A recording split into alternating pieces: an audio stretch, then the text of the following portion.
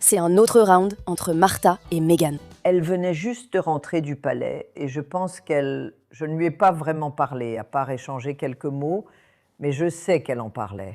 Martha Stewart a confié à People que Meghan Markle avait parlé des retrouvailles de Meghan et du prince Harry avec le roi Charles lors d'un dîner en Californie. Ce commentaire est survenu lorsque Martha expliquait que ses amis la surnomment l'IFO en matière de soirée. Arrivée la dernière, repartie la première.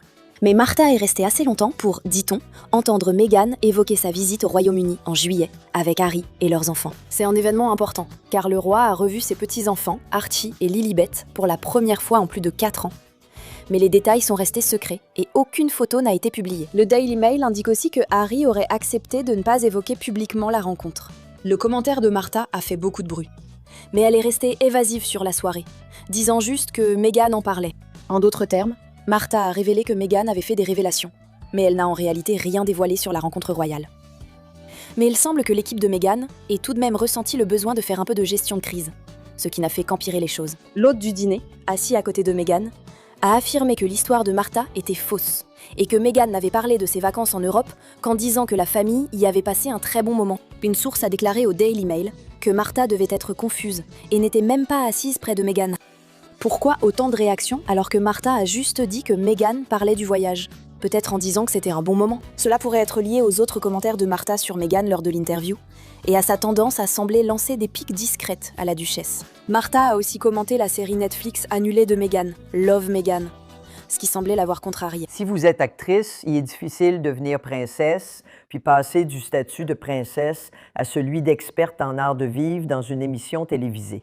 Martha et Meghan se sont opposées pour la première fois l'été dernier, quand Martha, la diva de l'art de vivre de 85 ans, a mis en doute la crédibilité de Meghan lors d'une interview avec Yahoo Lifestyle. J'espère qu'elle sait de quoi elle parle. Pour moi, l'authenticité, c'est tout. Être authentique et bien connaître son sujet, c'est extrêmement important. L'interview a eu lieu alors que l'émission de Meghan était critiquée, beaucoup l'accusant d'avoir copié la recette de One Pot Pasta de Martha, avec ses spaghettis à la poêle dans le premier épisode. Voici donc une recette qui a fait sensation sur Internet. Martha préfère clairement Gwyneth Paltrow comme héritière à son trône de reine de l'art de vivre et de la maison, ce qui complique les choses. Elle est admirée, c'est une femme remarquable, elle a gagné un Oscar en tant qu'actrice.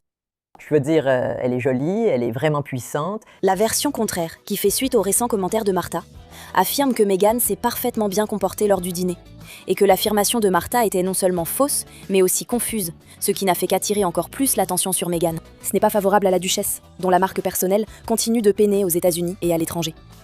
Parallèlement, Martha gagne en popularité et devient en 2023 la plus âgée à faire la couverture en maillot de bain de Sport Illustrated. Si Meghan veut vraiment suivre les traces de Martha, elle devrait peut-être commencer par adopter la célèbre stratégie de communication de la famille royale. Ne jamais se plaindre, ne jamais s'expliquer. Ça me dérange pas. Bonne chance.